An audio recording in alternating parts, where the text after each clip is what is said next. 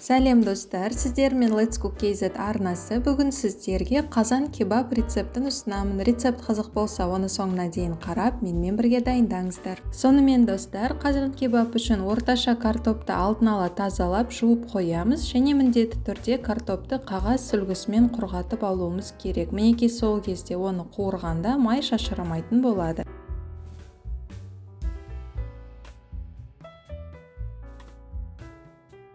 Енді қызып тұрған қазанға сұйық майдан құйып, ол жақсы қызғаннан кейін картопты саламыз. Және қатты отта картоптың жан-жағы жақсы қызарғанша қуыруды жалғастырамыз.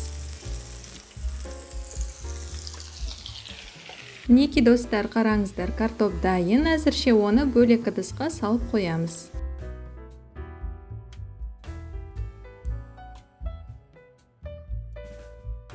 Қазан кебаб үшін мен қойдың етін осылай турап алып, оны жуып, дайындап қойдым.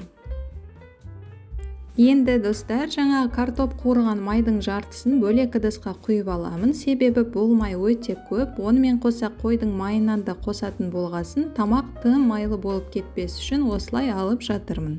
Ал қазір қызып тұрған майға етті саламыз, және дәміне қарай тұздап, қара бұрыш пен зирадан қосып, жан-жағын қызартып қуырып аламыз. Ет қызарғаннан кейін қазанның бетін жауып, отты азайтып, суы тартылғанша шамамен 20-30 минутқа осылай қалдырамыз. Ал ол уақытта өзіміз бір кішігірім пиязды видеода көрсетілгендей турап аламыз.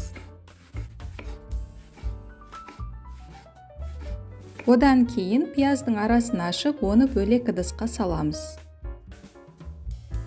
Енді пиязға 2 шай қасық қант себеміз.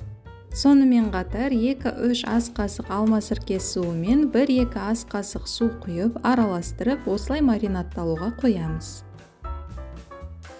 Достар, мінекей қараңыздар, жарты сағаттан кейін еттің суы толық тартылды. Енді жаңағы картопты еттің үстінен бір-бірден тізіп, осылайша қойып шығамыз.